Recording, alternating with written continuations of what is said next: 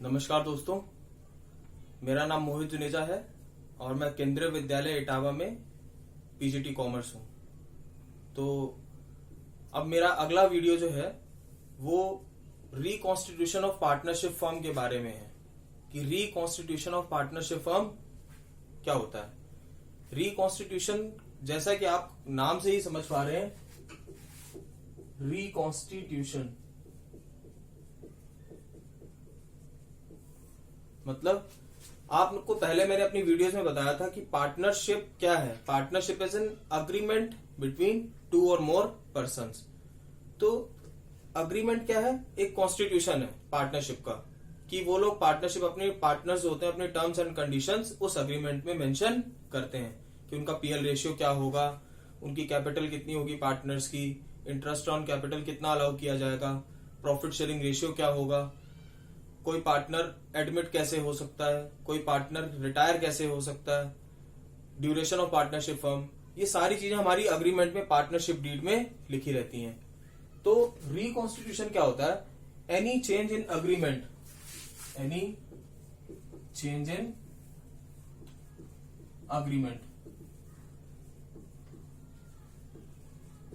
Is called reconstitution. मतलब इसी agreement में अगर कोई चेंजेस होते हैं तो उसको हम रिकॉन्स्टिट्यूशन ऑफ पार्टनरशिप फर्म बोलते हैं। मतलब उन लोगों के टर्म्स एंड कंडीशंस, अपने कॉन्ट्रैक्ट चेंज हो जाते हैं लेकिन फर्म जो है वो हमेशा चलती रहती है, फर्म कंटिन्यूएशन में रहती है, तो उसको हम कहते हैं रिकॉन्स्टिट्यूशन ऑफ पार्टनरशिप फर्म। तो ऐसी कौन कौन सी कंडीशंस होती हैं जिसमें रिकॉन्स्टिट्यूशन होता है फर्म का? तो वो कंडीशंस हमारी होती हैं, first condition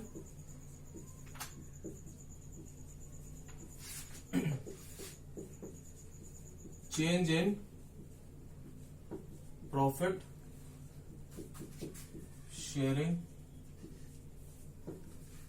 ratio among existing partner, change in profit sharing ratio among existing partner. Second, admission of new partner. Third,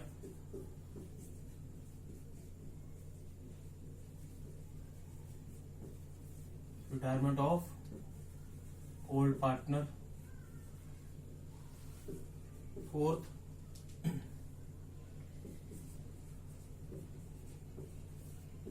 death of a partner. And fifth, amalgamation of partnership firm।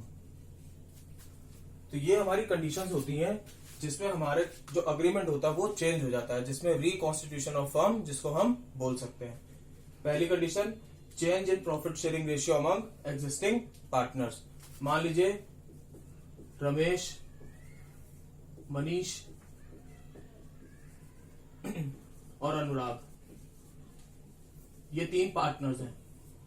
ये तीन partners हैं, रमेश, मनीष और अनुराग, ये तीन partners हैं। इनका ratio है आपस में 5:3:2। तीनों खुशी खुशी अपना प्रॉफिट बांट रहे थे, तीनों अपना चल रहे थे प्रॉफिट, कोई दिक्कत नहीं थी, फर्म चल रही थी, इनके घर चल रहे थे अच्छे से, प्रॉफिट अच्छे से बढ़ रहा था। एक दिन रमेश को पता नहीं क्या हुआ, रमेश ने सोचा कि हम लोग अपना प्रॉफिट शेयरिंग रेशियो चेंज कर लेते हैं। तो इन लोगों ने new profit sharing ratio decide कर लिया कि अब हम लोग किसी को ज्यादा किसी को कम क्यों मिल रहा है, हम तीनों पार्टनर्स, हम तीनों दोस्त हैं, तो कोई कम ज्यादा नहीं। इन लोगों ने डिसाइड कर लिया कि इनका रेशियो क्या होगा, इक्वल होगा। इक्वल रेशियो का मतलब कि तीन पार्टनर्स हैं तो तीनों का रेशियो 1:1:1 होगा। तो ये इनका न्यू प्रॉफिट शेयरिंग रेशियो हो जाएगा। तो जब ऐसा होता है, अगर पुराना प्रॉफिट शेयरिंग रेशियो अलग था, न्यू प्रॉफिट शेयरिंग रेशियो अलग होगा, तो इसमें भी हम लोग को कुछ ना कुछ एडजस्टमेंट एंट्रीज पास करनी पड़ती हैं regarding treatment of goodwill, treatment of reserves and accumulated profits and losses, revaluation of assets and liabilities. ये सब चीजें मैं आपसे भी आगे डिस्कस करूंगा कि ये सब कैसे, इनका ट्रीटमेंट कैसे किया जाता है। तो ये सारी चीजें जो होती हैं, हम लोग पार्टनर्स जब अपना प्रॉफिट शेयरिंग रेशियो चेंज करते हैं तो उस केस में ये सारी चीजें भी होती हैं, तो उसको भी हम बोलते हैं reconstitution of firm. Second case ऐसा ही होता है, एडमिशन ऑफ न्यू पार्टनर।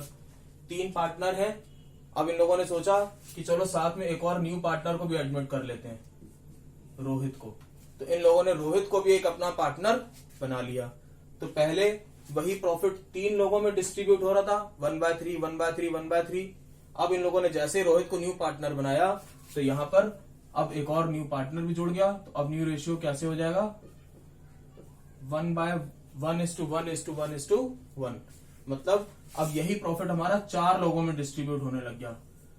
पहले यही प्रॉफिट 3 लोगों में डिस्ट्रीब्यूट होता था, अब यही प्रॉफिट 4 लोगों में डिस्ट्रीब्यूट होने लग गया।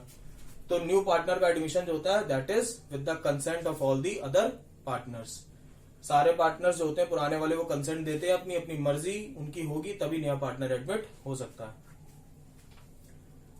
फिर होता है रिकॉन्स्टिट्यूशन। एडमिशन के केस में भी रिकॉन्स्टिट्यूशन हो गया। अगला है हमारा रिटायरमेंट ऑफ ओल्ड पार्टनर। ऐसा भी हो सकता है कोई पार्टनर बूढ़ा हो गया, रमेश जो है ओल्ड एज थी ज्यादा, उसने कहा भैया हमको आगे काम नहीं करना, हम बिजनेस नहीं कर सकते, अब हम बिजनेस से अपना मोह माया से अपना त्याग कर रहे हैं, छोड़ रहे हैं बिजनेस, तो वो हट जाए। तो 4 हो गए थे, 4 में से फिर 3 बच गए, मनीष, अनुराग और रोहित। तो इस तरह से कोई पार्टनर रिटायर भी हो सकता है, कोई चला जाएगा, तब भी हमको रिजर्व्स का और गुडविल का ट्रीटमेंट, प्रॉफिट लॉस का ट्रीटमेंट, ये सारी चीजें हमको फिर से चेंज करनी पड़ती हैं। पहले वही प्रॉफिट 4 लोगों में डिस्ट्रीब्यूट हो रहा था, अब फिर से 3 लोग हो गए, तो फिर से वही प्रॉफिट 3 लोगों में डिस्ट्रीब्यूट होना शुरू हो जाएगा। डेथ ऑफ पार्टनर, जैसे रिटायरमेंट है वैसे ही डेथ है।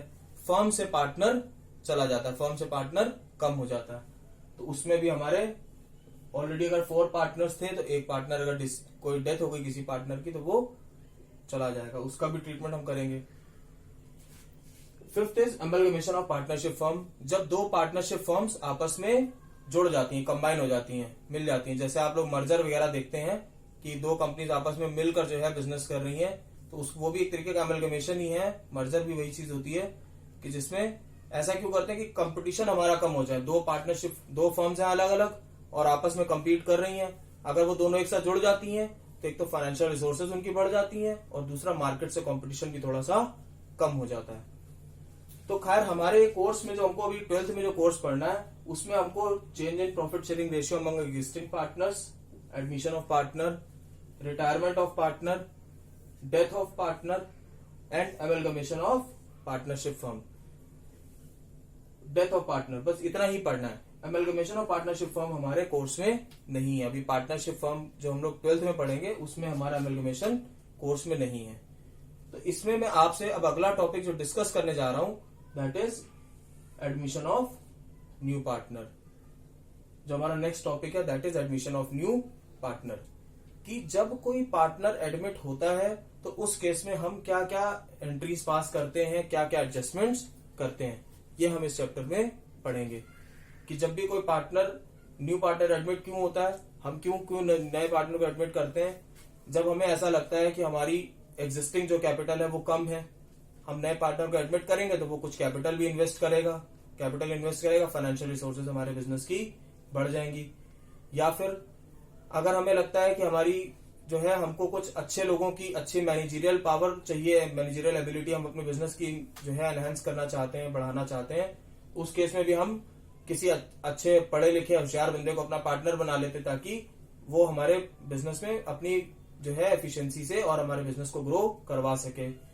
या फिर तीसरा ये भी हो सकता है कि हम अपनी फर्म से ज्यादा अच्छा कोई अगर बंदा है, कोई दूसरी फर्म है या कोई दूसरा पार्टनर है ऐसा जो हमसे ज्यादा कॉम्पिटेंट है, तो हम उसको अपना पार्टनर बनाने की कोशिश करते हैं कि जिसकी गुडविल मार्केट में ऑलरेडी है काफी। तो अगर हम किसी ऐसे, जैसे हम क्लास में क्या करते हैं ना कि, और हम लोग अक्सर क्लास में करते हैं कि कोई अच्छा बच्चा होता है तो उसके साथ बैठने की कोशिश करते हैं कि अच्छे के साथ बैठेंगे तो हम अच्छे बन जाएंगे। ठीक है, दोनों ही चांसेस हो सकते हैं, हम अच्छे भी बन सकते हैं और अगर हम ज्यादा एफिशिएंट है तो वो बुरा भी बन सकता है, बट होपफुल हम लोग यही रहते हैं कि हम अच्छे बन जाएं। उसी तरह से एडमिशन में भी होता है कि किसी जो गुडविल, किसी आदमी की अगर गुडविल ज्यादा है किसी पर्सन की, तो हम उसको अपना पार्टनर बना लेते हैं ताकि हमारे फर्म की गुडविल भी थोड़ी सी बढ़ जाए।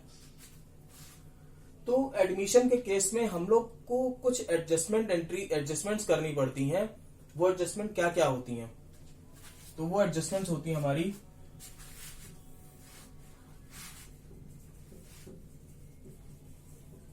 Adjustments at the time of admission of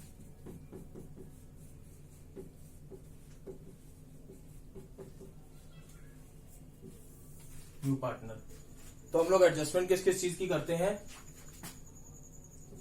एक एडजस्टमेंट करते हैं हम लोग न्यू प्रॉफिट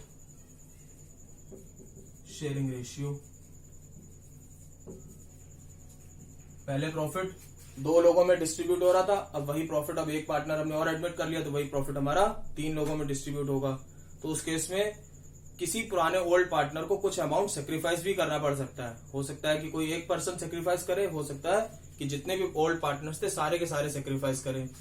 तो हमको न्यू प्रॉफिट शेयरिंग रेशियो और सेक्रीफाइसिंग रेशियो कैलकुलेट करना होता है। सेकंड होता है हमारा ट्रीटमेंट ऑफ गुडविल। गुडविल का ट्रीटमेंट करना पड़ता है। कोई नया पार्टनर अगर आता है फर्म में तो पुराने पार्टनर्स उस नए पार्टनर से गुडविल डिमांड करते हैं, कुछ पैसा डिमांड करते हैं कि हम इतने साल से बिजनेस कर रहे थे, हमने इतनी मेहनत की, इतनी मेहनत से अपना बिजनेस ग्रो किया, इतना लोगों से व्यवहार बनाया और तुम आए और तुमको वो सारे चीजों का फायदा मिलने लगेगा। तो इसलिए वो लोग कुछ गुडविल का अमाउंट भी इतना डिमांड कर सकते हैं ओल्ड पार्टनर जो होते हैं न्यू पार्टनर से। तो उसका एडजस्टमेंट हमको करना होता है। ट्रीटमेंट ऑफ एक्यूमुलेटेड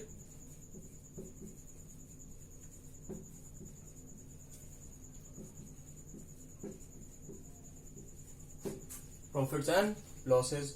कुछ अगर पार्टनर्स ने पहले से कुछ रिजर्व्स मेंटेन करके रखे हुए हैं या फिर कोई एक्यूमुलेटेड लॉस अगर हमारे पास रखा है पहले से ही, तो उसका भी ट्रीटमेंट एडमिशन के टाइम पर किया जाता है। क्यों? क्योंकि जो भी एक्यूमुलेटेड प्रॉफिट्स और लॉसेज होते हैं वो सब ओल्ड फर्म के होते हैं, ओल्ड पार्टनर्स के होते हैं। तो उसमें न्यू पार्टनर को कोई भी शेयर ना मिले या उसको ना प्रॉफिट का कोई शेयर मिले और ना ही उसको ओल्ड लॉसेस का कुछ शेयर बियर करना पड़े, इसलिए उसका भी ट्रीटमेंट किया जाता है। Then revaluation of assets and reassessment of liabilities। Assets और लाइबिलिटीज का रीवैल्यूएशन और रीअसेसमेंट किया जाता है। ऐसा क्यों करते हैं? क्योंकि जरूरी नहीं है कि कोई भी पार्टनर एडमिट हो रहा है तो उसको हम अकाउंटिंग ईयर के फर्स्ट डेट पे ही एडमिट करें। मान लीजिए हमारा अकाउंटिंग पीरियड है 1 अप्रैल टू 31 मार्च और किसी पार्टनर ने, कोई नया पार्टनर जो है वो एडमिट हो रहा है हमारे पास 15 जुलाई को। तो 1 अप्रैल से लेकर 15 जुलाई तक जो 3.5 महीने हुए या 4.5 महीने जो हो गए, उन 3-3.5 महीनों में हमने जो भी प्रॉफिट या जो भी लॉस कमाया या जो भी हमारा असेट्स की वैल्यू कम हो गई या असेट्स की वैल्यू इंक्रीज हो गई, कोई लायबिलिटीज की वैल्यू कम हो गई या लायबिलिटीज की वैल्यू बढ़ गई, तो वो सारा प्रॉफिट या लॉस होता है, वो सब प्रॉफिट और लॉस वो ओल्ड पार्टनर्स को ही बियर करना होता है। वही उसको एंजॉय करते हैं प्रॉफिट हो, और अगर कोई लॉस होता है तो वही ओल्ड पार्टनर्स उसको बियर करते हैं। इसलिए उसका रीवैल्यूएशन भी किया जाता है असेट्स और लायबिलिटीज का। और एक चीज की जाती है adjustment of capital. Adjustment of capital ये भी की जाती है कि ओल्ड पार्टनर्स के बेसिस पे नए पार्टनर की कैपिटल कैलकुलेट करना या फिर नए पार्टनर के बेसिस पे ओल्ड पार्टनर्स की कैपिटल को एडजस्ट करना। ये दोनों ही चीजें की जाती हैं। तो ये सारी चीजें जो होती हैं ये हमको एडमिशन वाले चैप्टर में, एडमिशन और पार्टनरशिप में हमको सारी चीजों का अकाउंटिंग ट्रीटमेंट देखना है, कैसे करना है, और वही सब हम इस चैप्टर में आगे पढ़ेंगे भी। तो मेरा जो न्यू टॉपिक यही वाला एडमिशन और पार्टनर है, इसको हम नेक्स्ट वीडियो में, मैं अभी तक तो ये इंट्रोडक्शन ऑफ एडमिशन था, अब नेक्स्ट वीडियो में मैं आपको इनके अकाउंटिंग ट्रीटमेंट्स करना सिखाऊंगा।